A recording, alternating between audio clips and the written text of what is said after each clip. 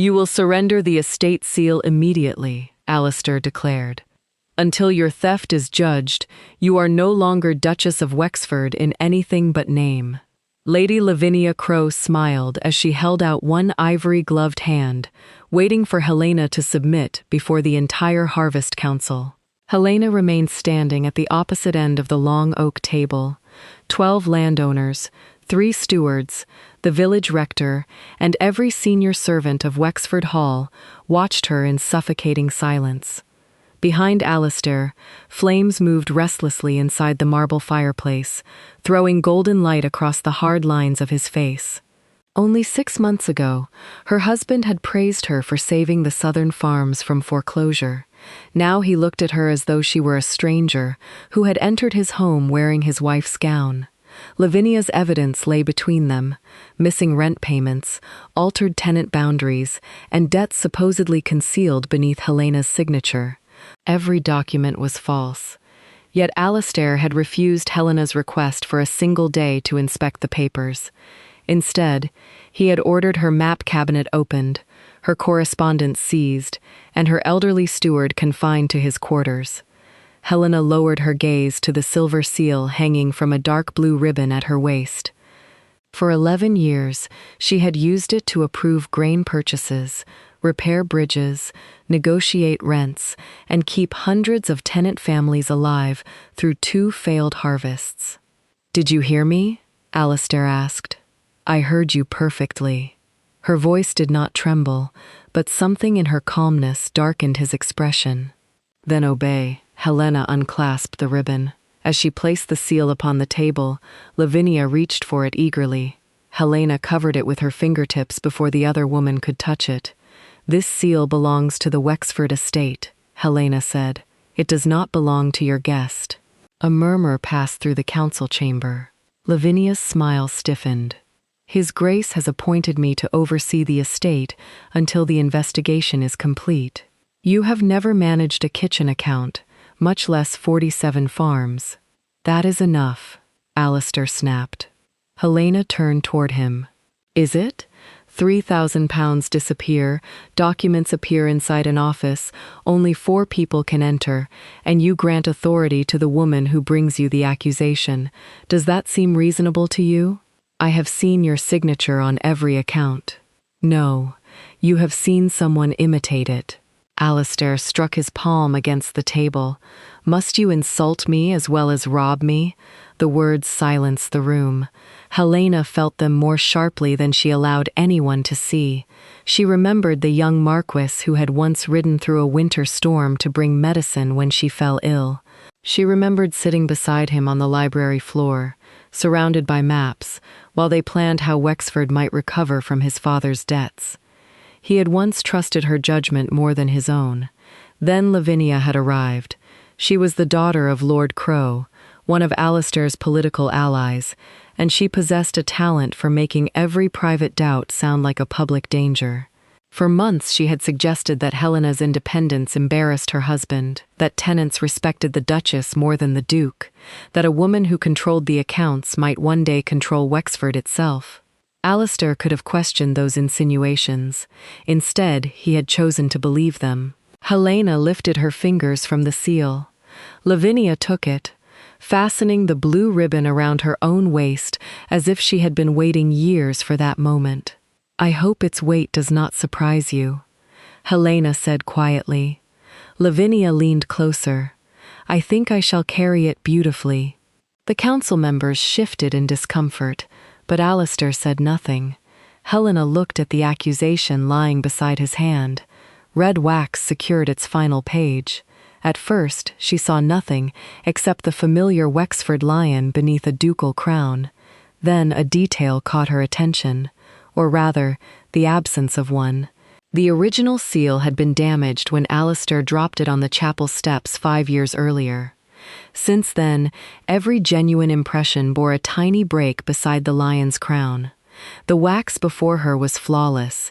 This was not merely a forged signature. Someone possessed a second seal. Helena reached for the document, but Alistair pulled it away. "You have lost the right to interfere. Where did Lady Lavinia obtain these papers?" From the estate archive. That room remains locked. She found the key among your belongings. Helena looked at Lavinia. How convenient. A sudden crash sounded outside the chamber.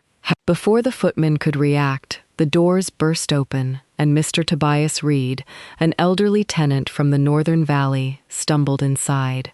Mud covered his coat to the shoulders. Blood ran from a cut above his left eye. Your Grace, he gasped, gripping the back of a chair. They have begun emptying the northern granary. Alistair rose. Who has? Men from London. They showed an order bearing your signature. Helena's stomach tightened. What order? Reed dragged a folded receipt from inside his coat and placed it before her. They said our rents were never paid. Every family must pay again by sunrise or surrender its land. Lavinia stepped forward. The man is confused. I am not confused, Reed said. My father farmed that soil before his Grace was born. Alistair snatched up the receipt. This is impossible. Helena examined the payment instructions printed below his signature. The money had been directed to an unfamiliar private bank in London. She had never used that bank, but she recognized the name of the person authorized to collect the funds. Augustus Crowe, Lavinia's elder brother. Before Helena could speak, smoke curled beneath the council room door. A servant screamed from the corridor. The survey room is on fire! Helena ran toward the doors. Her maps were stored there, every boundary, waterway, lease, and legal marker on the Wexford estate. Without them, no tenant could prove which land belonged to his family. Alistair caught her arm. You are not going anywhere. She looked from his hand to his face. If those maps burn, you will lose more than evidence against me. The chamber doors opened, and black smoke rolled across the ceiling. Through it came the unmistakable orange glow of flames consuming paper. Then Helena understood. The false accusation had never been designed merely to remove her. It had been designed to erase the estate itself.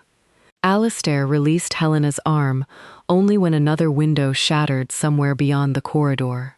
A burst of heat struck the council chamber. Servants rushed past the open doors carrying buckets, blankets, and brass water pumps. Helena lifted her skirt and ran toward the smoke. Stop her, Lavinia cried. She may be trying to destroy the evidence herself.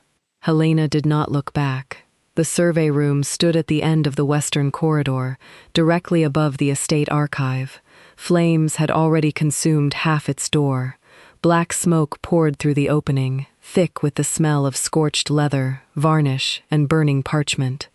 2 footmen dragged a carpet across the floor to smother the fire spreading along the wall.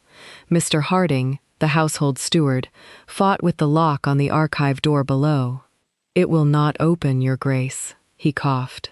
Helena dropped beside him and inspected the iron plate. Melted wax filled the keyhole. Someone had sealed it deliberately.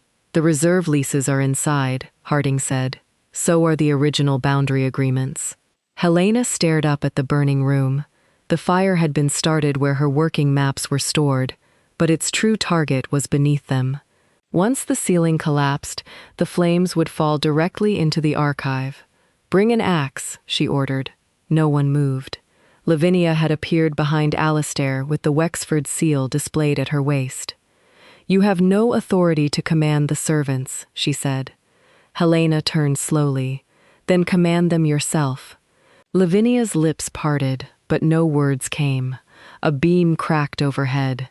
Sparks rained across the corridor, and one of the maids screamed. Bring the axe, Alistair shouted.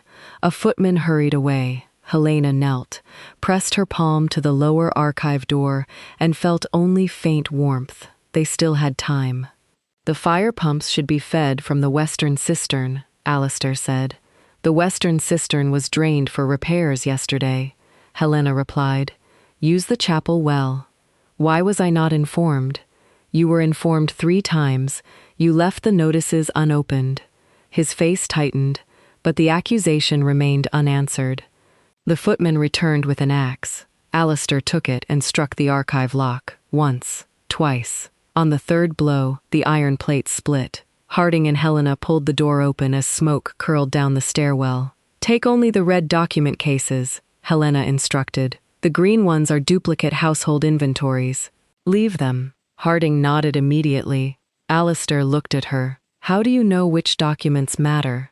Because I organized them while you were in London. For the first time that evening, uncertainty crossed his face. Helena descended into the archive with Harding and 2 footmen.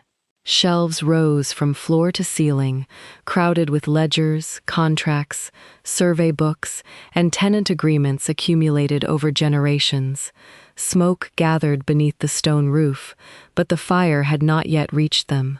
She located the cabinet containing the northern leases. It was empty. Helena ran her fingers across the dust. Pale rectangular marks revealed where 6 document boxes had rested until very recently. Who entered this room today? She asked. Harding covered his mouth with a handkerchief. No one with my permission. Who else has a key? His Grace, you, and Mr. Bell. Nathaniel Bell, Alistair's newly appointed secretary, had arrived at Wexford Hall 3 months earlier on Lord Crow's recommendation. Above them, Timber groaned. Take the remaining cases, Helena ordered. Now. They carried the records upstairs moments before part of the survey room floor collapsed. Flames plunged into the archive entrance, turning the stairwell into a furnace. Alistair pulled Helena away as burning plaster struck the floor where she had stood. For one brief instant, his arms closed around her exactly as they had during their early marriage. Protective, instinctive, almost tender. Then Lavinia spoke. You see? She knew precisely which cabinet had been emptied. Alistair released Helena as though touching her had been a mistake. The servants carried the rescued documents into the great hall. Rain had begun beating against the tall windows, but the promised storm was still hours away. Without Helena's maps, no one would know which underground channels needed opening before the valley flooded. Mr. Reed waited beside the council table, blood drying at his temple. Where are the men who emptied the granary? Helena asked him. On the northern road. They have 6 wagons. Did you see their authorization? He pointed to the receipt Alistair still held. That was all they showed us. Helena took it before her husband could object. The paper appeared ordinary, but the lower corner carried a faint watermark, a raven enclosed within a circle. Crow shipping, Harding whispered when he saw it. Lavinia's expression did not change. My brother owns many companies. That proves nothing. It proves the men work for him, Helena said. It may prove that you hired them through his firm to make my family appear responsible. Mr. Reed's weathered face reddened. Her Grace would never steal from us. Lavinia turned to Alistair. The tenants are loyal to her. That is how she concealed the missing rent. Helena watched her husband carefully. He could still pause. He could send riders after the wagons, detain Nathaniel Bell, and place Lavinia's brother under investigation. Instead, Alistair folded the receipt. The northern tenants will remain on their farms until I examine the accounts, he said, but Helena will be confined to her rooms. Mr. Reed stared at him in disbelief. Your Grace, that is my decision. Helena felt something inside her grow still, not broken, finished. Then your decision will cost you the Northern Valley, she said. Alistair stepped closer. Is that a threat? It is a measurement, the same as every line I ever drew for you. Thunder rolled beyond the windows. Helena turned to Harding. The main floodgate must be opened before midnight. If it remains closed, the underground channels will overflow and tear through the eastern bridge. Lavinia touched the seal at her waist. The floodgate will remain sealed. Opening it would release water across land now being prepared for sail. Sail? Alistair repeated. For the first time, Lavinia seemed to realize she had spoken too freely. A door opened at the far end of the hall. Nathaniel Bell entered carrying a leather portfolio, rain glistening across his shoulders. He stopped when he saw the ruined western corridor. Helena's attention fell to his right hand. Red wax stained his thumb. Beside the lion-shaped impression was a tiny, unbroken crown. The second Wexford seal was in his possession. Nathaniel Bell closed his stained hand around the leather portfolio. Helena saw the movement, so did Lavinia. Alistair did not. "What happened here?" Nathaniel asked, surveying the smoke-blackened corridor. "The survey room was set on fire," Helena replied. "The archive was nearly destroyed, and 6 boxes containing the northern leases have disappeared." Nathaniel's expression remained composed. "A terrible misfortune. Misfortune leaves ashes. It does not seal locks with wax."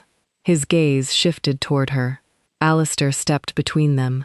"Where have you been?" "At the Eastern Farms, Your Grace. Lady Lavinia instructed me to inspect the land before tomorrow's council." Helena looked at Lavinia. "You ordered an inspection before the tenants knew their farms were being sold?" "No land has been sold," Lavinia said. "Then what did you mean when you spoke of land being prepared for sale?" "I meant a possible future arrangement." Nathaniel approached the council table and placed the portfolio beside the forged accounts. The red stain on his thumb was clearer now. Helena could not accuse him yet. Wax alone proved little, and if he carried the second seal, he would conceal it the moment he realized she knew. She needed him to make another mistake. "You traveled in the rain?" Helena asked. Nathaniel glanced at his wet coat. "As you can see." "Strange. The rain began less than 10 minutes ago." Silence settled over the hall. The Eastern Farms were nearly 12 miles from Wexford Hall. A rider returning from them would have been soaked through, not merely sprinkled across the shoulders. Nathaniel smiled faintly. "Then I must have been fortunate. Or nearby." Alistair's patience snapped. "Enough. You are not conducting an investigation." "No," Helena said. "You denied me that right before the fire began." His jaw tightened. Mr. Reed stepped forward. "Your Grace, whether you believe the Duchess or not, the floodgate must be opened. The northern fields are already holding more water than they should." Lavinia touched Alistair's sleeve. "Helena designed those channels. If she altered them to create a disaster, opening the gate might complete whatever she planned." The accusation was absurd, but Helena saw its effect. Alistair's eyes moved toward the smoke-darkened western wing, then to the forged ledgers. Lavinia had given his wounded pride a convenient explanation. Every consequence of dismissing his wife could be blamed on the wife herself. "The gate remains closed until morning," he said.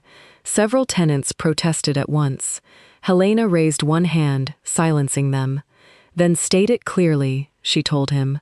"State before these witnesses that I warned you the Eastern Bridge will fail if the gate remains closed, and that you chose to ignore that warning." Alistair stared at her. "You presume too much. I am asking you to accept responsibility for your own command." Lavinia whispered. "She is trying to humiliate you." "No," Helena replied. "I am ensuring that she cannot later claim the decision was mine." Alistair turned toward the council clerk. "Record that the floodgate is to remain closed until the estate accounts are examined." The clerk hesitated before lowering his pen to the page. Helena felt the last fragile thread between herself and her husband pull taut. He had been given another chance to choose differently. He had understood the danger and rejected her knowledge because trusting her would require admitting he might be wrong. "Very well," she said. Alistair gestured to 2 footmen. "Escort the Duchess to her rooms." Helena did not resist. As she passed Nathaniel, she allowed her sleeve to brush the edge of his portfolio. The clasp had not been secured. A narrow sheet slipped from inside and fell silently against her skirt. Nathaniel did not notice. Helena placed one slipper over the paper. "I can walk without being handled," she told the footmen. They bowed and stepped back. When Helena moved again, she bent as if adjusting the hem of her gown and folded the paper into her sleeve. Lavinia watched her carefully, but the rescued document cases demanded everyone's attention. Nathaniel began ordering servants to carry them into Alistair's study. Helena was taken upstairs. Her rooms had already been searched. Drawers stood open, gowns lay across the carpet, and her writing desk had been stripped of letters. Even the miniature portrait of her late father had been removed from its frame. Her maid, Clara Finch, waited beside the window with tears on her cheeks. "They dismissed me, Your Grace," Clara said. "Lady Lavinia told me to leave before midnight." Helena closed the door behind the footman. "Then we have little time." She pulled the stolen paper from her sleeve. It was not a contract. It was a list of 7 tenant families, each followed by the acreage of their farms and an estimated sale value. Beside every name appeared the same handwritten note: eviction before quarter day, no surviving lease. At the bottom, Nathaniel had written 2 additional instructions: remove boundary stones after dark, divert rents through Crow shipping. The final line was worse: bridge failure will isolate the valley and prevent witnesses from reaching the magistrate. Clara pressed a hand to her mouth. They know the bridge will collapse. They are depending upon it. Helena crossed to the window. Beyond the glass, lightning revealed the distant line of the northern hills. Water already shone between the fields where no water should have been visible.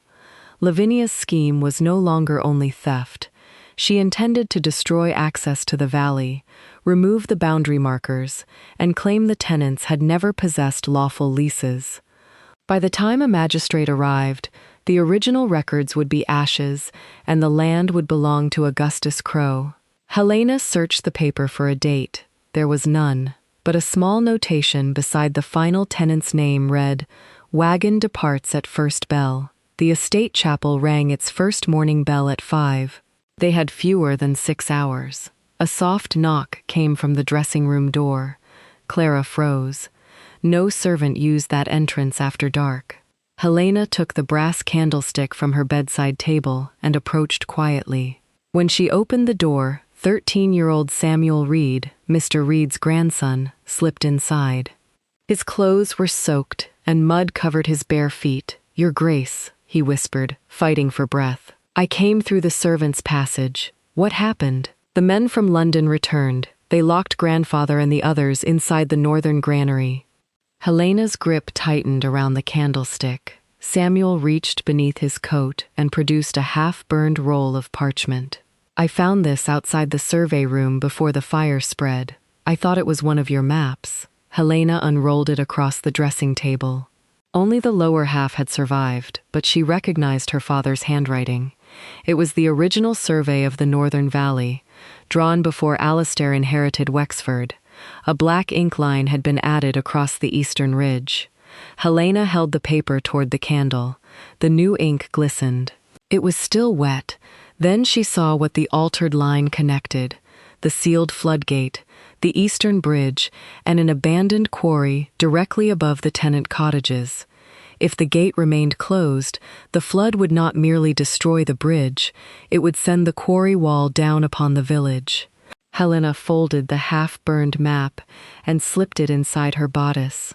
"We must reach the northern valley before the quarry wall gives way." Clara stared toward the locked bedroom door. "There are guards in the corridor, and Lavinia will expect us to use the servants' staircase." Helena turned to Samuel. "Can you return through the passage?" The boy nodded. "It leads behind the old nursery. Go to the stables, find Jacob Hale, and tell him to saddle 3 horses. Say nothing about the map. If anyone stops you, tell them you were frightened by the fire and came looking for your grandfather." Samuel slipped back through the dressing room. Helena opened her wardrobe and removed a dark wool riding habit. Clara helped fasten it, while rain struck the windows with increasing force. Each distant roll of thunder seemed closer than the last. "What will you do about the guards?" Clara asked. Helena glanced at the bell rope beside the fireplace. "Give them a reason to enter." A minute later, Clara screamed. The door opened immediately. One footman rushed inside while the second remained in the corridor. Helena stood beside the bed, clutching her throat. An overturned medicine bottle lay on the carpet. "Her Grace cannot breathe," Clara cried. The footman hurried forward. "Shall I fetch the physician?" Helena collapsed against him. As he caught her, Clara seized the brass candlestick and struck the back of his knee. He fell with a startled cry. Helena pushed past him and slammed the door against the second guard's shoulder. Clara pulled the first man's coat over his head, while Helena turned the key from the outside. "I apologize," Helena called through the door, "but you chose to obey the wrong woman." They ran toward the old nursery. Helena found the concealed panel behind a faded tapestry and led Clara into the narrow passage. Dust filled the air, and the floorboards groaned beneath their feet. The route had once allowed nurses to reach the servants' quarters without disturbing the family. Helena had discovered it years earlier while repairing the western wing. They emerged near the kitchen courtyard. Jacob waited beside 3 saddled horses. Samuel was already mounted on a small gray mare. "Your Grace," Jacob said, "the Duke ordered that no horse leave the estate. The Duke also ordered the floodgate closed. If both commands are obeyed, your sister's cottage will be buried beneath the quarry." Jacob's face lost all color. His younger sister lived with her husband and 2 children at the edge of the northern village. He handed Helena the reins. They had barely reached the courtyard arch when a lantern appeared ahead. Nathaniel stepped into their path with 2 armed estate men behind him. "I feared you might attempt something foolish," he said. Helena kept her horse still. "Move aside. You are confined to the house. There are families in danger." Nathaniel smiled. "According to a woman accused of stealing their rent." Lightning flashed above the courtyard. In its white glare, Helena saw red wax beneath Nathaniel's fingernails. "You should wash your hands after using a forged seal," she said. His smile disappeared. One of the estate men looked at him. "Forged?" Nathaniel reached inside his coat. Helena drove her heel into the horse's side. The mare surged forward, striking Nathaniel's shoulder and throwing him into the mud. Jacob followed, leading Clara and Samuel through the arch before the guards could react. A pistol fired behind them. The shot tore through the branches above Helena's head. Rain blinded them as they raced north. The road descended through woodland toward the river. Water already streamed across the ruts, turning the earth beneath the horses' hooves to mud. Helena leaned low over the mare's neck, measuring distance by memory. The main floodgate lay 3 miles ahead. The granary stood another mile beyond it. If she opened the gate first, she might save the village but lose the tenants imprisoned inside the granary when water spread across the lower road. If she freed the tenants first, the quarry wall might collapse before they returned. She needed help. At the fork near St. Agnes Chapel, Helena pulled the reins. "Jacob, ride to the granary and release the tenants. Take Samuel with you. Clara and I will open the floodgate." Jacob looked toward the northern sky. 2 women cannot turn that wheel alone. The counterweight will do most of the work if the mechanism has not been damaged. And if it has? Then we shall discover how much strength desperation provides. Jacob hesitated. "Go," Helena commanded. He and Samuel vanished along the upper road. Helena and Clara turned toward the river. The roar reached them before the floodgate came into view. Water pressed against the stone channel like a living thing. Lanterns burned beside the gatehouse, where 4 men were attaching iron chains to the great wooden wheel. They were not trying to reinforce it, they were locking it. Helena recognized Augustus Crow immediately. Lavinia's brother was broad-shouldered and expensively dressed, his pale hair plastered against his forehead by rain. Beside him stood 2 London laborers and the Wexford gatekeeper. Augustus noticed Helena and drew a pistol. "My sister warned me you were persistent." Helena dismounted. "Your men are standing beneath an unstable quarry in a lightning storm. I suggest you leave while you still possess the choice." He laughed. "You always did speak as though maps made you sovereign. No, maps merely reveal where foolish men are about to die." A tremor passed through the ground. Loose stones tumbled down the ridge behind the gatehouse. The laborers exchanged frightened looks. Augustus raised the pistol toward Helena's chest. "The gate remains closed. If the quarry collapses, it will kill the tenants and destroy the land you intend to steal. The tenants will be blamed for tampering with the channels. By the time anyone proves otherwise, the valley will belong to Crow Shipping." Clara gasped. Helena kept her eyes on the pistol. "Thank you," Augustus frowned. "For what?" For explaining the crime before a witness. His expression hardened. Then I have 2 witnesses to remove. A rider thundered onto the lower road behind them. Alistair emerged through the rain, followed by Nathaniel and 4 armed men. For one breath, Helena believed her husband had come to stop Augustus. Then Alistair looked directly at her. "Step away from the floodgate, Helena," he ordered. "You are under arrest for setting fire to Wexford Hall." Before she could answer, the hillside split with a sound like cannon fire. A jagged crack raced across the quarry wall. Boulders broke loose and crashed into the river below, throwing muddy water over the gatehouse. The frightened horses reared. One of Alistair's riders fell from the saddle, while Augustus staggered and fired his pistol into the air. "Open the gate!" Helena shouted. The Wexford gatekeeper seized the iron chain, but Augustus struck him across the face with the pistol. "No one touches it." Another section of rock collapsed. Helena ran toward the great wooden wheel. Nathaniel caught her from behind and dragged her backward. "You heard the Duke," he said. "You are under arrest. If the pressure is not released, the whole ridge will fall. That is exactly what we need." The admission was little more than a whisper, but Helena heard it. She drove her elbow into his ribs. Nathaniel loosened his grip, and she tore free. One of Augustus's men lunged at her. Clara seized a shovel from beside the gatehouse and swung it into his shoulder. "Turn the wheel!" Helena cried. They reached it together. Heavy chains had been wound around the spokes and fastened with 2 iron locks. Helena pulled the half-burned map from beneath her riding coat and checked the old mechanism drawn in her father's hand.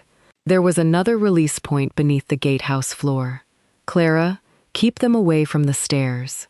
Helena rushed inside. Alistair dismounted behind her. "Helena, stop." She ignored him and descended into the gate chamber. Water thundered behind the stone wall.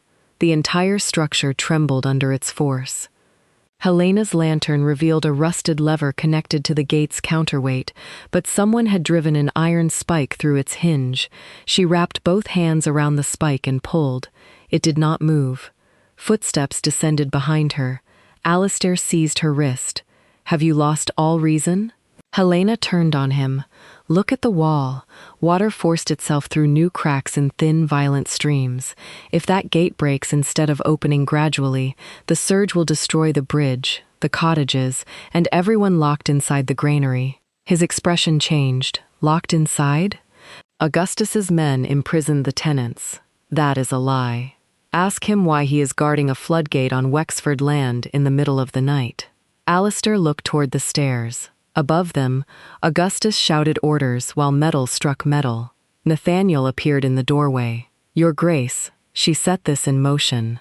We must take her back before she destroys the mechanism." Helena pointed to the iron spike. "That was hammered into place recently. The exposed metal has not yet rusted."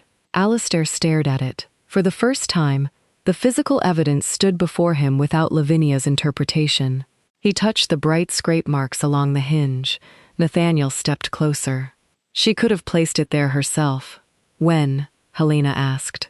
"I have been inside Wexford Hall since yesterday morning, watched by your servants." "You have loyal tenants willing to act for you." "You mean the same tenants Augustus locked inside the granary?" Nathaniel's eyes hardened. The gate chamber jolted. A crack opened above the lever, spilling water across the floor. Helena gripped the spike again. "We can argue until the valley is buried, or you can help me." Alistair hesitated. 11 years of marriage seemed to balance inside that moment. Every map she had drawn, every debt she had cleared, every winter she had spent beside him trying to preserve Wexford. Against them stood his pride, Lavinia's accusations, and his unwillingness to admit how badly he had judged his wife. A child screamed outside. Alistair seized the spike beside Helena. "Pull!" Together they dragged it halfway from the hinge. Nathaniel reached beneath his coat. Helena saw the pistol first. "Alistair!" The shot exploded inside the stone chamber. Alistair jerked and fell against the wall. Blood spread across the upper sleeve of his coat. Nathaniel raised the pistol again. Helena swung the iron spike with both hands. It struck his wrist, knocking the weapon into the water. Alistair drove his shoulder into Nathaniel and forced him against the stairs. "Release the counterweight," Helena shouted. She threw her weight onto the lever. For one terrible second, nothing happened. Then the mechanism groaned. Chains snapped taut above them, followed by a deep grinding sound as the floodgate began to rise. Water burst through the opening. The first surge tore branches, stones, and sections of fencing from the riverbank. Helena held the lever steady while the gate lifted inch by inch, guiding the water into the drainage channel her father had designed decades earlier. The pressure against the quarry wall eased, but not enough. A mass of stone broke from the ridge and crashed onto the lower road, separating the gatehouse from the route to Wexford Hall. Augustus leaped aside. His horse disappeared beneath the rubble. Nathaniel tore away from Alistair and fled up the stairs. Helena released the lever only after its locking pin fell into place. When she climbed outside, she found Clara standing over one laborer with the shovel raised.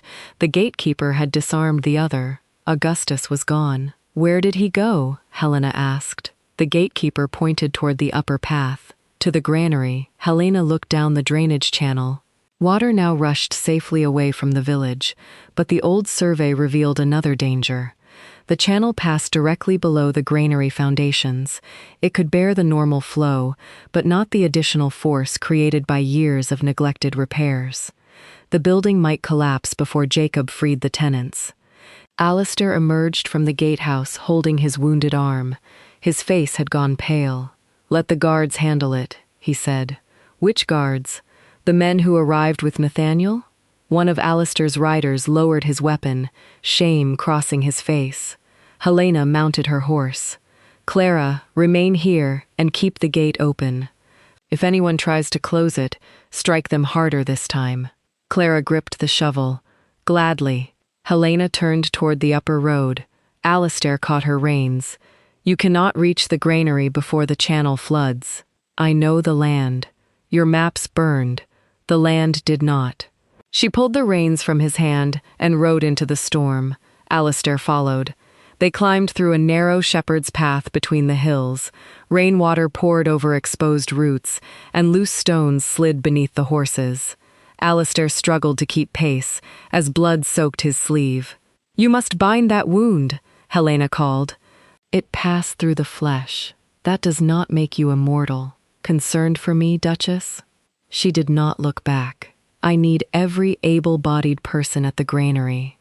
Do not mistake practicality for forgiveness." The words struck harder than she intended, but she did not withdraw them. The northern granary appeared beyond the trees. Water had already reached its stone foundations. Jacob and Samuel were hacking at the locked doors, while tenants shouted from inside. Augustus stood on the loading platform with another pistol aimed at Jacob's back. Helena urged her horse forward. "Augustus!" He turned. Alistair drew his own pistol, but Nathaniel stepped from behind the granary and pressed a blade against Samuel's throat. "Lower the weapon, Your Grace," Nathaniel said, "or the boy dies." Beneath them, the foundation stones began to shift. Alistair lowered his pistol. Nathaniel tightened the blade against Samuel's throat. The boy stood rigid, rain running down his terrified face. "Order the Duchess to dismount," Nathaniel said. "Let the child go. When she gives me the map." Alistair looked at Helena. "What map?" "The one Samuel recovered from the fire," Nathaniel answered. "Lady Lavinia saw him take it." Helena understood at once. Lavinia had witnessed Samuel rescuing the parchment, but had allowed him to escape, knowing he would bring it to Helena. The boy had unknowingly led Nathaniel straight to the last surviving survey of the northern valley. Beneath the loading platform, another foundation stone shifted. A deep crack climbed the granary wall. The tenants trapped inside began pounding harder against the doors. Helena dismounted and removed the burned parchment from beneath her coat. Nathaniel smiled. "Place it on the ground. If I do, you release Samuel. You are in no position to bargain. Neither are you. The granary is collapsing, and the lower road is flooded. That map shows the only safe route out of this valley." Nathaniel's eyes flickered toward the crumbling foundation. Helena had found his fear. She held the parchment closer to the lantern hanging beside the platform. "One step toward the boy," she said, "and I burn it." Augustus raised his pistol. "She is bluffing." "No," Nathaniel replied. "She burned half her own life's work before allowing us to use it." "You set that fire," Alistair said. Nathaniel gave a quiet laugh. "Does that surprise you, Your Grace? You ordered her maps destroyed before any flames were lit. We merely completed what you began." The truth landed visibly. Alistair's face hardened, but he could not deny it. By stripping Helena of authority and announcing his distrust before the council, he had given Nathaniel and the Crows the freedom to erase every record that protected Wexford. A section of flooring broke inside the granary. Someone screamed. Helena glanced at Jacob. He had reached the chain securing the doors, but the iron links were too thick for his axe. "Samuel," she said calmly, "when I count to 3, fall backward." Nathaniel pressed the blade closer. "Do not test me." Helena lifted the map toward the lantern flame. 1. Augustus aimed at her. 2. Alistair fired. His shot struck the lantern chain above Augustus. The heavy brass lamp crashed onto the platform, spilling burning oil between the two men. Nathaniel recoiled. Samuel dropped backward and rolled beneath the railing. Helena threw the map to Jacob and rushed forward. Alistair seized Nathaniel before he could recover. They struck the platform together, Nathaniel clawing at Alistair's wounded arm. Augustus fired at Helena, but the shifting foundation tilted beneath him. The shot went wide. Jacob caught Samuel and pushed him behind a wagon. "Take the map to the chapel," Helena shouted. "Protect it at any cost." "No," Augustus charged toward them. Helena snatched the fallen lantern pole and drove it between his ankles. He crashed face first onto the platform. His pistol slid through a gap in the boards and vanished into the floodwater. The granary wall groaned. Helena grabbed the axe from Jacob. "Get Samuel uphill." "What about the tenants?" "I will open the doors." Jacob obeyed reluctantly, carrying Samuel toward the stone chapel on the ridge. Helena swung the axe against the chain. Pain shot through her shoulders. The first blow left only a shallow mark. She struck again. Behind her, Nathaniel tore free from Alistair and fled into the trees. Augustus climbed to his feet, blood running from his mouth. "You have destroyed everything," he spat. "No," Helena said, raising the axe again. "You simply built your fortune on land stronger than your lies." She struck the chain a third time. It snapped. The doors burst outward under the pressure of the tenants crowded inside. Men, women, and children spilled into the rain. Mr. Reed emerged last, supporting an injured farmer. "Up the hill," Helena ordered. "Leave the wagons and grain. Take only the children." The tenants began climbing toward the chapel. A violent crack split the granary from roof to foundation. Helena turned and saw Alistair pinned beneath a fallen timber at the edge of the platform. Water rushed around his legs. Augustus stood only a few feet away. He could have helped him. Instead, he reached inside Alistair's coat, removed a ring of estate keys, and ran toward the last remaining horse. Alistair stared after him with stunned disbelief. "Crow!" Augustus mounted and disappeared toward Wexford Hall. Helena hurried to the fallen timber. "Leave me," Alistair said through clenched teeth. "The building is coming down." She set the axe beneath the beam. "I will not let a man die merely because he failed me." The words stripped away any comfort he might have found in her rescue. Mr. Reed and 2 tenants returned to help. Together, they lifted the timber high enough for Alistair to drag himself free. The moment they reached the hillside, the granary collapsed into the channel. A wall of muddy water swallowed the building. The grain, wagons, and every forged eviction order Augustus had brought disappeared beneath the wreckage. Helena watched the current carry the evidence away. Then Mr. Reed touched her arm. "Not all of it, Your Grace." From inside his coat, he removed a leather rent book.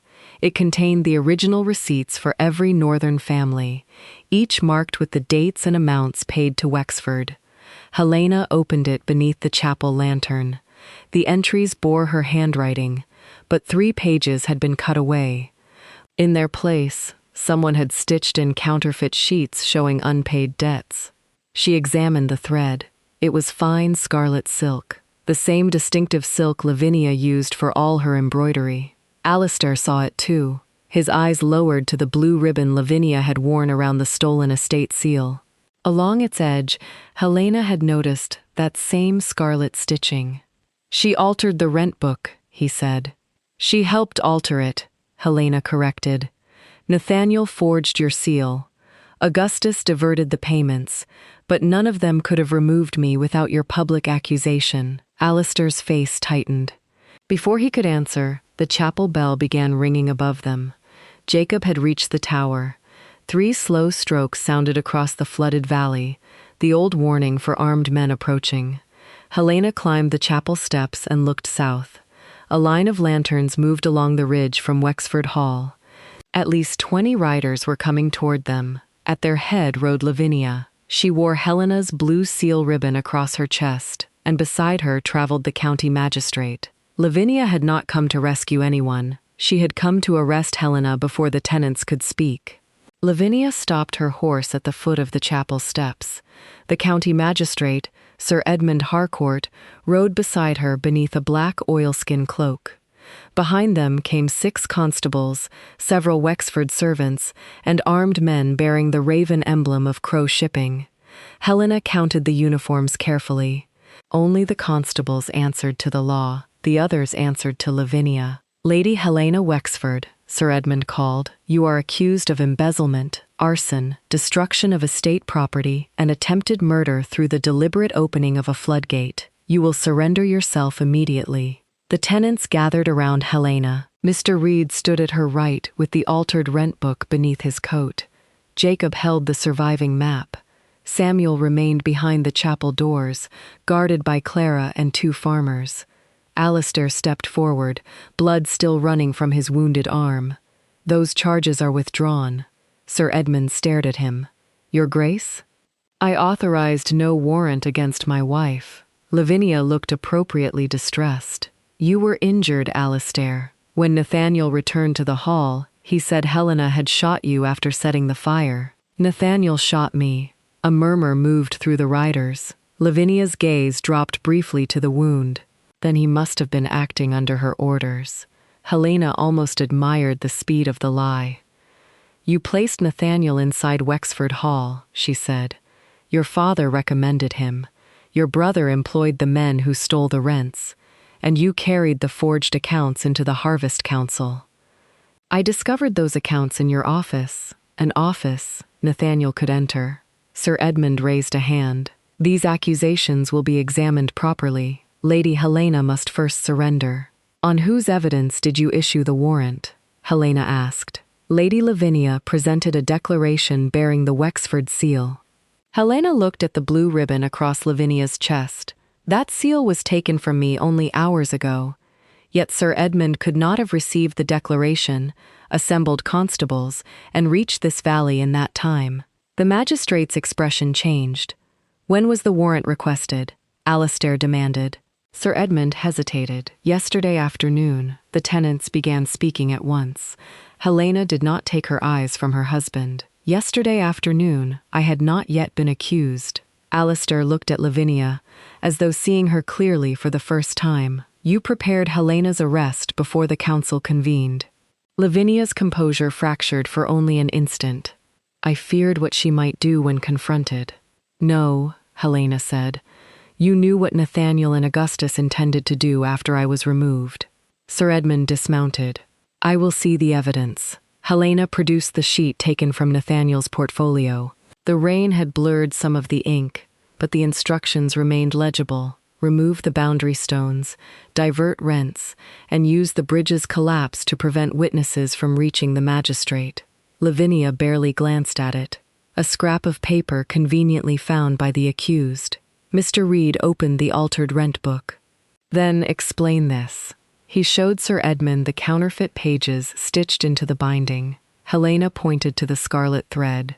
The missing original pages recorded every payment sent through Crow Shipping, Someone replaced them with debts after receiving the money. Any seamstress owns red thread, Lavinia replied.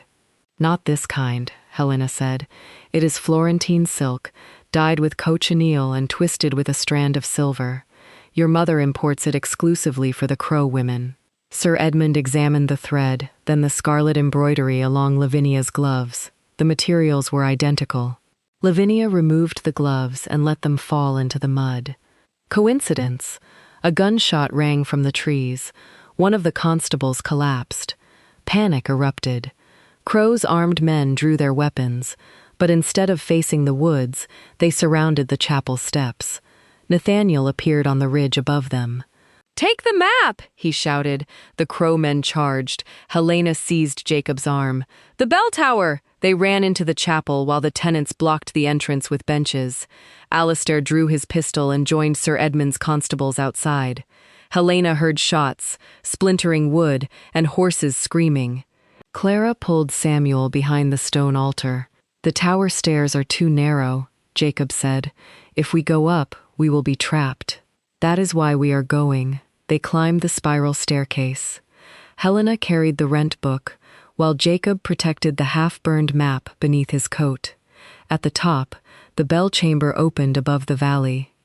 From there, Helena could see everything. The flood had cut off the southern road, but beyond the river, lanterns moved near the eastern bridge. Nathaniel had positioned wagons filled with the stolen grain there. If he reached them, he could escape before daylight. Helena looked at the bell rope. Wexford had 4 traditional warning signals. 3 strokes summoned help during a flood. Continuous ringing warned of fire. But there was a 5th signal used only once in her lifetime. 2 strokes, a pause, then 4. It summoned every tenant steward to the Great Hall with his lease, rent receipt, and boundary record. Helena seized the rope. The first 2 strokes rolled across the valley. Nathaniel looked up. After the pause, Helena rang 4 more times. Farmhouse lanterns appeared across the distant hills. Lavinia understood the signal too. "No!" she screamed from below.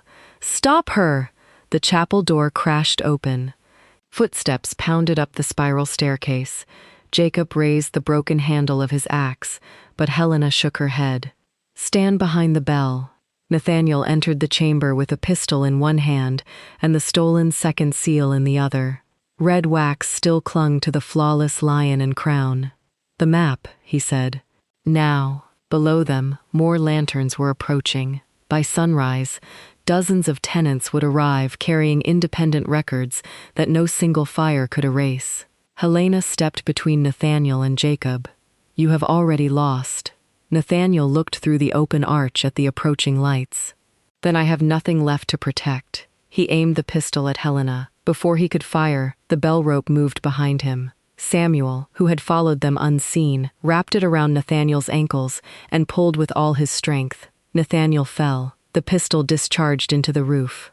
Helena kicked it through the open arch, but he caught her wrist and dragged her down beside him. The second seal skidded across the floor.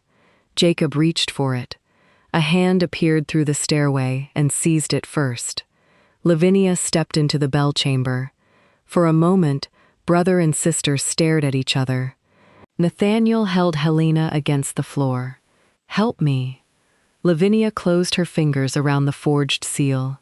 Then she stepped backward toward the stairs. "I have never seen this man before," she said. Nathaniel's face went still. Lavinia turned and fled with the one object that could connect them all. Nathaniel released Helena and lunged toward the staircase. Helena caught the back of his coat. He struck her across the face, sending her against the bell frame, but Jacob drove his shoulder into Nathaniel's chest before he could follow Lavinia. The 2 men crashed into the tower wall. "Take Samuel downstairs," Helena shouted. The boy hesitated until she seized his shoulders. "You have already been braver than any child should need to be. Go." Samuel obeyed. Nathaniel drew a narrow blade from his boot and slashed at Jacob. The blade cut through Jacob's sleeve, but Helena pulled the bell rope with both hands. The massive bronze bell swung above them. Its deafening strike shook the tower. Nathaniel flinched. Jacob caught his wrist and slammed it against the stone ledge until the knife fell. Together, they forced him to the floor. Sir Edmund's constables reached the chamber moments later. Iron restraints closed around Nathaniel's wrists. "You cannot prove anything," he said as they dragged him upright. "Lavinia has the seal, and Augustus has the contracts." Helena wiped blood from the corner of her mouth. "Then you had better hope they value your silence more than they valued your life." Nathaniel's confidence faltered. Below, the fighting had ended. The Crow men surrendered after discovering that armed tenants were approaching from every direction. Dawn had begun whitening the eastern sky, revealing the full damage left by the storm. The granary was gone. The lower road lay beneath water and shattered timber. Part of the quarry had collapsed, but the cottages remained standing because Helena had opened the floodgate in time. Sir Edmund assembled everyone inside the chapel. Tenant stewards arrived one after another, carrying rent receipts, copied leases, family Bibles recording the dates their farms had been granted, and hand-drawn boundary plans. Lavinia had tried to destroy the estate's central archive, but Helena had spent years teaching the families to preserve their own records. By sunrise, the altar was covered with evidence. Alistair sat in the front pew, while a physician bound his wounded arm. He watched each tenant place another document before Helena. "They kept copies because you told them to," he said. "Yes, you never told me. I submitted the proposal to your study 2 years ago." His eyes lowered. "I left it unopened, just as he had left the cistern notices unopened, just as he had ignored her warnings about the floodgate." His betrayal had not begun with the accusation in the council chamber. It had begun much earlier. Each time he chose pride and convenience over the woman who had preserved his estate. Sir Edmund compared the tenant receipts against Mr. Reed's altered rent book. "The amounts match," he said. "Every family paid in full, and every payment was collected by Crow Shipping," Helena added. The company then reported the rents as missing, creating a debt large enough to justify seizure of the land. Nathaniel laughed bitterly from where the constables guarded him. "You understand the theft, but not its purpose." Helena turned. "Then explain it." He leaned back against the chapel wall. "Why should I?" "Because Lavinia abandoned you in the tower while carrying the evidence that could place every crime upon your shoulders. She will return with help." "No," Helena said. "She is returning to Wexford Hall to destroy the contracts and take whatever money remains." Nathaniel's face revealed that she had guessed correctly. Alistair stood. "Where would Augustus keep the contracts?" Nathaniel remained silent. Helena opened the rescued rent book and examined its binding again. Scarlet silk joined the counterfeit pages, but something rigid lay beneath the leather spine. She used Sir Edmund's knife to cut the stitching. A small brass key fell onto the altar. Engraved upon it was the raven emblem of Crow Shipping. Nathaniel's expression changed. "What does it open?" Sir Edmund asked. Helena remembered the estate keys Augustus had stolen from Alistair before fleeing the granary. Those keys would give him access to Wexford Hall, but this smaller key belonged somewhere else. "The company's strongbox," she said, "the one carried in the grain wagons." Jacob shook his head. "The wagons went into the river. Most of them did." From the bell tower, Helena had seen lanterns near the eastern bridge. If Augustus intended to escape, he would not leave every proof of his fortune inside a collapsing granary. One wagon had been moved before the flood. Helena spread the half-burned map across the altar. A narrow track followed the ridge from the eastern bridge to an abandoned toll house on Wexford's southern boundary. "That is where he hid it." Sir Edmund ordered 4 constables to search the toll house.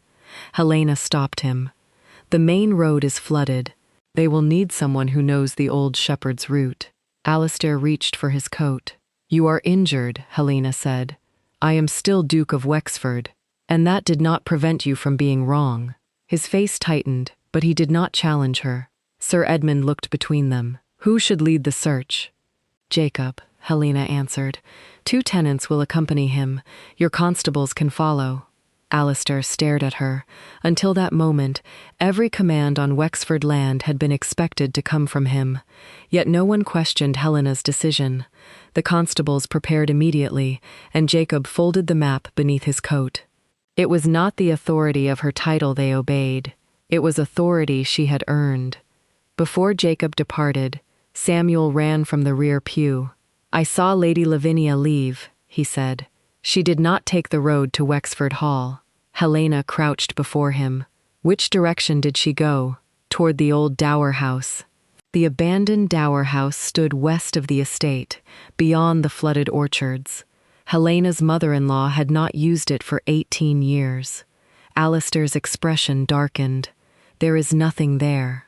"There must be," Helena replied, "or Lavinia would not risk carrying the forged seal through floodwater to reach it." Nathaniel suddenly pulled against his restraints. "Do not let her enter that house."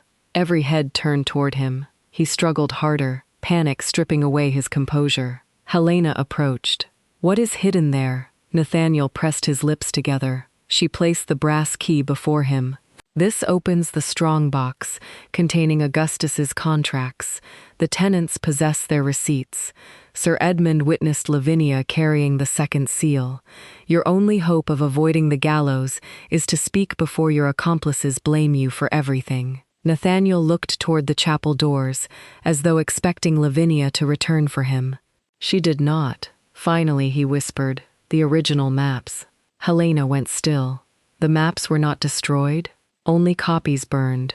Lavinia removed the originals before the fire. She needed them to divide the valley after the sale. Why take the second seal there? Nathaniel's face turned pale. Because the dower house contains something more valuable than the maps. A marriage settlement bearing the signature of Alistair's grandfather. It proves the Northern Valley never belonged entirely to the Wexford dukes. Alistair stared at him. "Then who owns it?" Nathaniel looked directly at Helena. "Your wife." Helena looked at the Northern Valley through the chapel doors.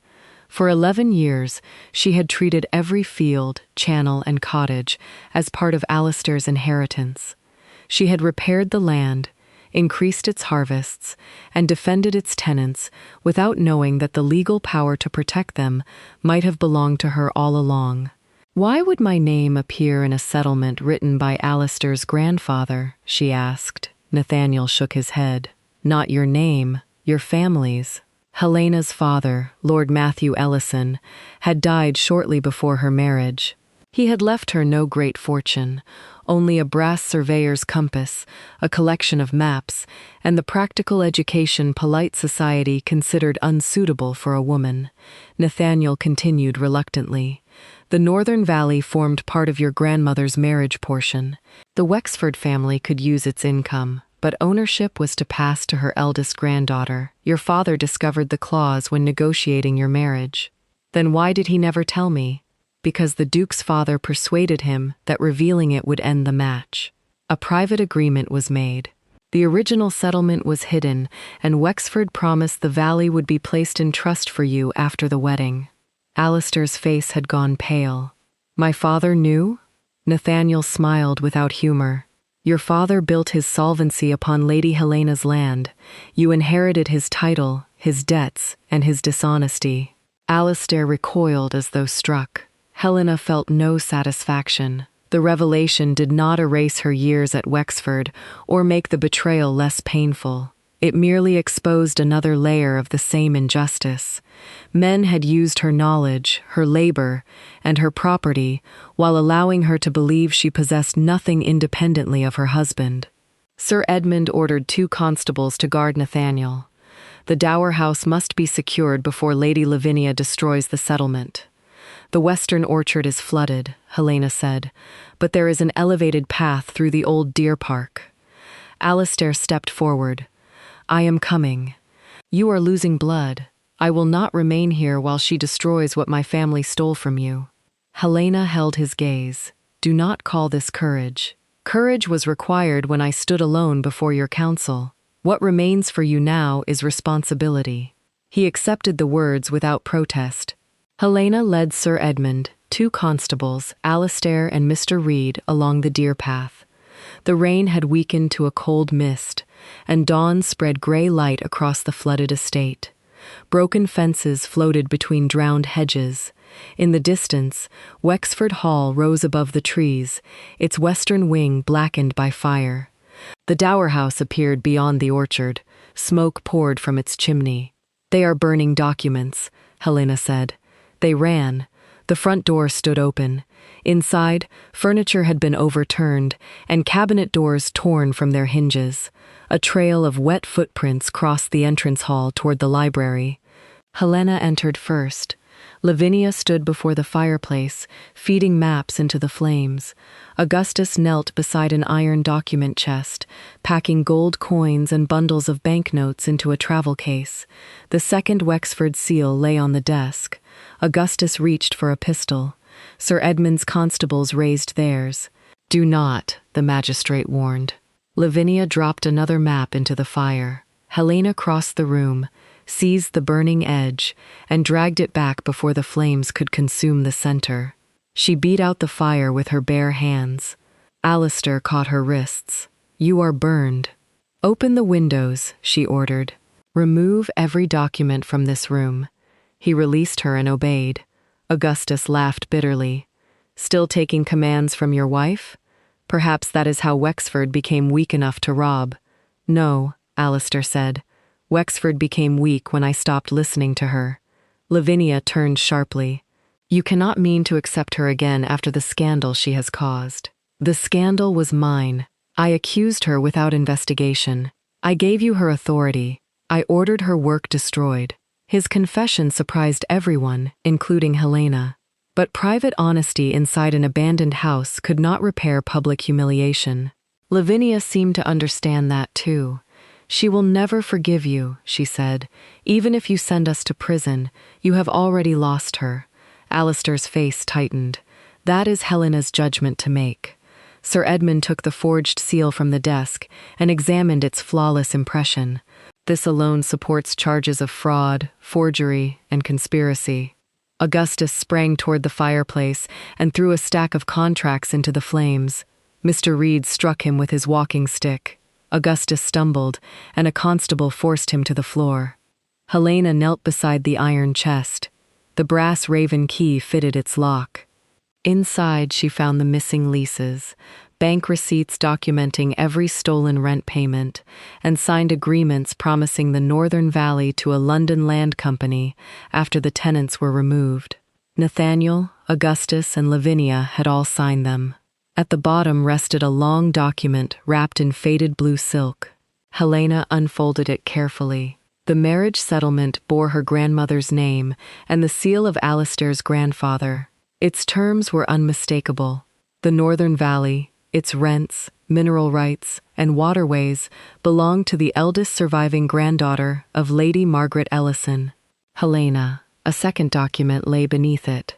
This one was recent. Her name appeared above a signature she had never written. It transferred the valley to Crow Shipping in exchange for £1. The forged signature had been witnessed by Alistair Wexford. Helena looked at her husband. "I never saw that document," he said. "But this is your signature." He examined it, then closed his eyes. "Lavinia brought me a stack of estate papers last month. She said they authorized temporary repairs to the Northern Bridge. I signed them without reading." The full shape of his failure stood before them. Lavinia had hidden the land transfer among ordinary papers, but Alistair had supplied the legal authority because he trusted her and refused to perform even the most basic duty toward Helena's property. "You had another moment to choose," Helena said. "You could have read what you signed." "I know." Lavinia moved toward the open window. One constable blocked her. She smiled coldly and reached beneath her gown.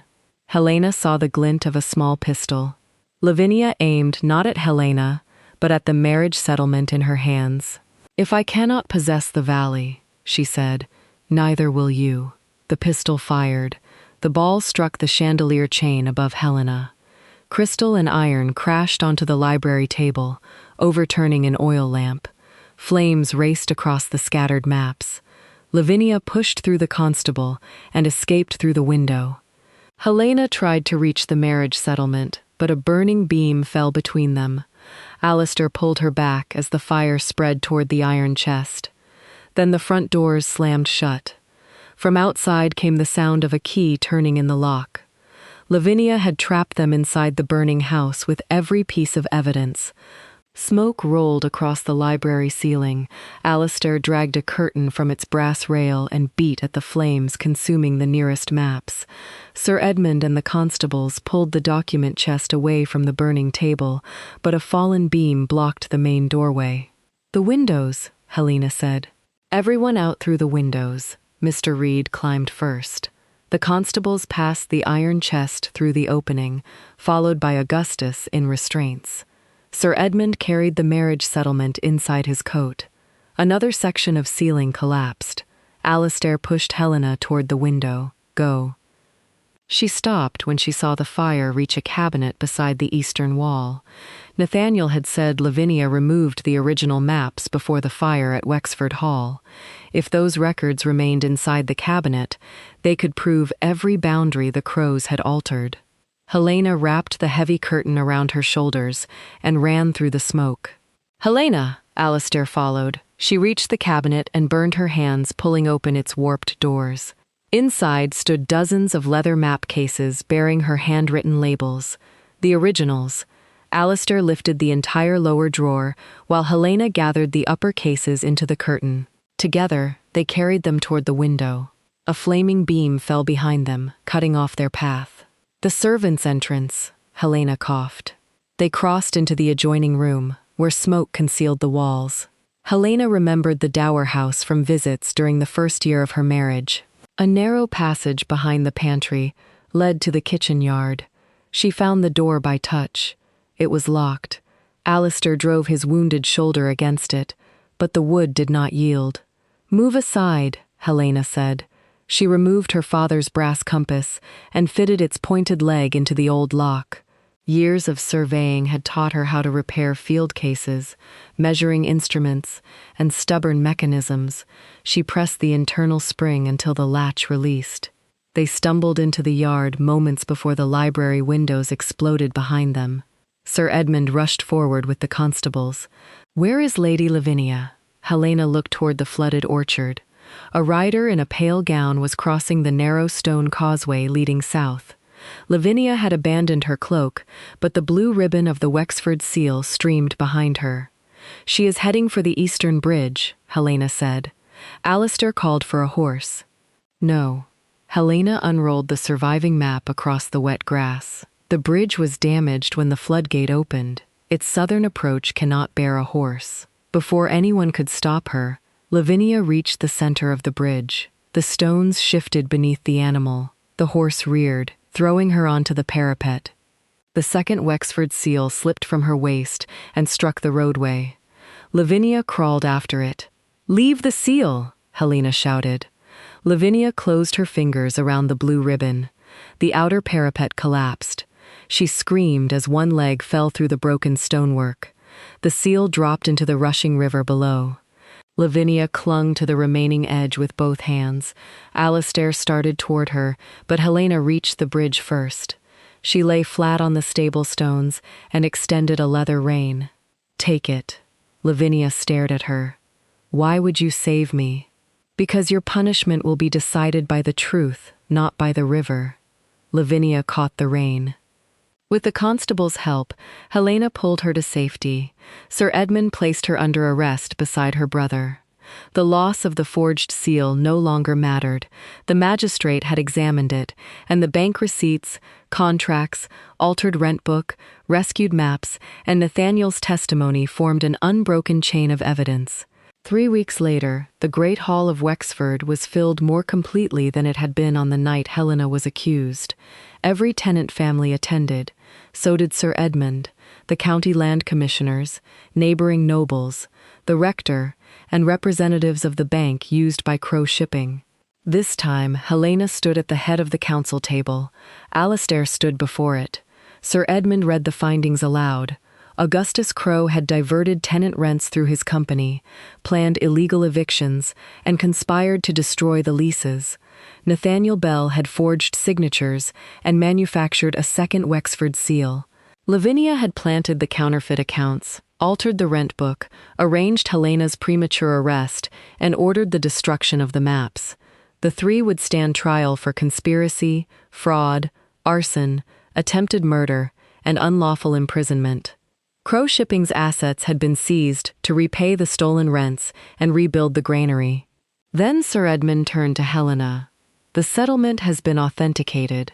The Northern Valley is legally yours." No one spoke until Helena opened the original map upon the table. "The tenant families will keep their homes," she announced. "Every false debt is cancelled. Their leases will be renewed for 99 years, with the right to pass them to their children. The river, grazing land, and northern woods will be placed into a protected trust." The tenants rose together. They did not applaud. One by one, they placed their rent purses before Helena, the same purses they had refused to surrender when Lavinia first took control. Mr. Reed spoke for them. "We will pay our rents to the woman who protected the land and the people upon it." Helena accepted the first purse. Only then did Alistair step forward. "I have something to say before these witnesses." He faced the hall without a prepared speech.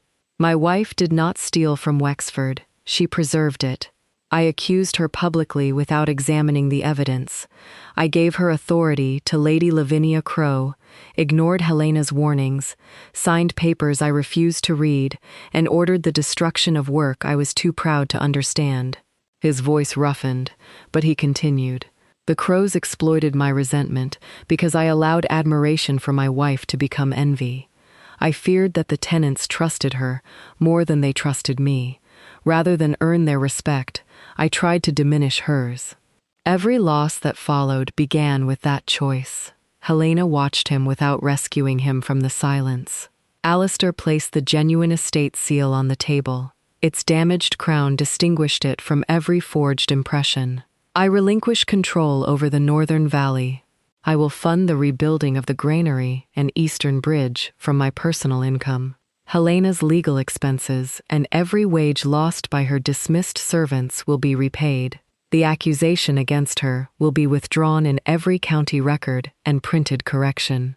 He turned toward her. "I ask for no forgiveness. I have no right to ask you to remain my wife in anything but law.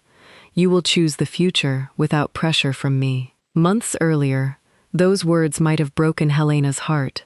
Now they gave her space to hear her own answer. "I will not return to Wexford Hall," she said. "Not now." Alistair lowered his gaze. "I have purchased a house on the Northern Ridge. I will establish a school there for surveying, estate management, and practical mathematics. Girls will be admitted alongside boys." A quiet smile appeared on Clara's face. Helena continued, "We will live separately for 1 year. During that year, you will complete every repair you promised, testify against the Crows, and accept an independent steward chosen by the tenants. At the end of that year, I will decide whether our marriage has any future." Alistair bowed. "I accept." It was not forgiveness. It was accountability without entitlement and possibility without promise. At sunset, Helena climbed the Northern Ridge, carrying a new map case. Below her, workers rebuilt the bridge, while tenant children marked boundary stones along the valley. None of the markers could be moved without the trust's approval. She opened a blank sheet upon her survey table.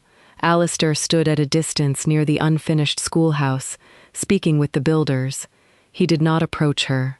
Helena placed her father's brass compass against the paper and drew the first clean line of her own estate. This time, no man stood close enough to burn it.